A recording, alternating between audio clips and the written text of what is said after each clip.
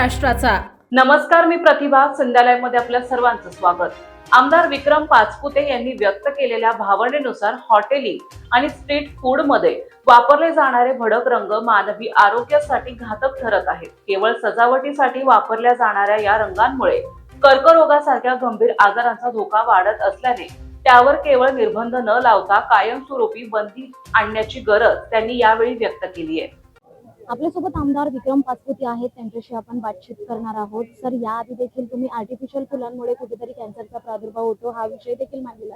आता कुठेतरी जेवणात रंग वापरल्यामुळे कॅन्सरचा प्रादुर्भाव, नेमका काय विषय?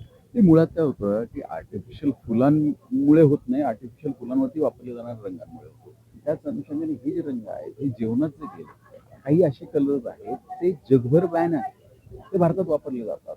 त्यामुळे त्याचा लाल रंग आहे, आज आपण सर्वात जो स्वस्तात मिळतो तो तुम्ही बघा, चायनीजच्या टेलरवरती तुम्ही गेलात, एखादा शेजवानचा पदार्थ घेतला, हाताने खाल्ला तर हाताचा रंग जात नाही, पण विचार करा पोटात काय होत असेल। असे असंख्य रंग आहेत, ह्या रंगांवरती एक परमनंट बॅन या राज्यामध्ये या देशामध्ये आलं पाहिजे। या अनुषंगाने आम्ही हा विषय चर्चेत आला होता। आज त्या अनुषंगाने बैठक सुद्धा लागली होती। दुर्दैवाने त्या बैठकीला सचिव महोदय उपस्थित नव्हते, कारण त्यांची पूर्वनियोजित बैठक होती। त्यामुळे इतर अधिकाऱ्यांमुळे तुम्ही विचारून बैठकला, भले मग ती पुढे लावा, पण त्याला सगळ्या डिपार्टमेंटचे प्रमुख पाहिजे।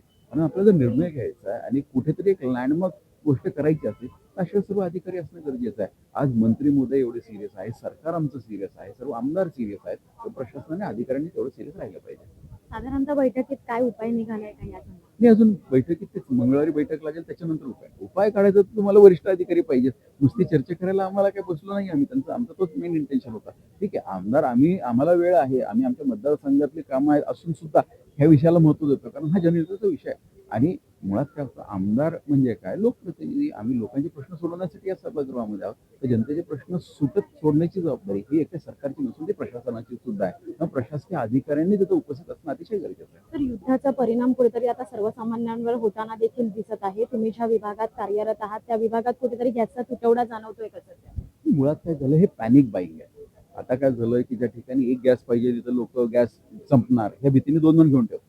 त्यामुळे काय झालं, हा स्टोरेज जो झालाय, ओव्हर स्टोरेज झालाय, ओव्हर बाईंग झालेलं आहे, पॅनिक बाईंग झालंय, त्याच्यामुळे हा शॉर्टफॉल जाणवतोय। आणि अशी काही अडचण राहणार नाही। आणि मुळात केंद्रीय नेतृत्वाने सुद्धा त्या ठिकाणी आश्वासित केलंय की यात सध्या कोणती अडचण नाही आहे गॅसची। त्यामुळे माझी आपल्या माध्यमातून सर्व प्रेक्षकांना, एक नागरिकांना, ग्रामस्थांना विनंती आहे की आपण थोडंसं सतर्क राहणं गरजेचं आहे। उगाच उद्या कमी पडणार म्हणून आज 2 गॅसचे सिलेंडर घेऊन उपयोग नाही, कारण प्रॉब्लेम हाच झालाय प्रत्येकाच्या घरी, ज्या ठिकाणी एक सिलेंडर होते 2 घेतलेले, त्यामुळे हा शॉर्टफॉल आहे। हा शॉर्टफॉल काही ऍक्च्युअल शॉर्टफॉल नाहीये, हा तात्पुरता तयार झालेला आहे आणि तो सुरळीत होऊन जाईल। मात्र सर, काही ठिकाणी जसं की मुंबईमधलं मनीष कॅफे हे नामांकित कॅफे म्हणून मानलं जातं, त्या कॅफेमध्ये देखील आता कुठेतरी इलेक्ट्रिक शेगडीचा वापर केला जातो। तेच सांगतो ना, जर गॅसच्या टाक्याच लोकांनी घरात ठेवल्या एक्स्ट्रा, तर गॅस भरणार कुठनं तुम्ही? गॅस शिल्लक आहे, पण टाक्या जर एक्स्ट्रा स्टोअर करायला लागले तर होणार कसं ते?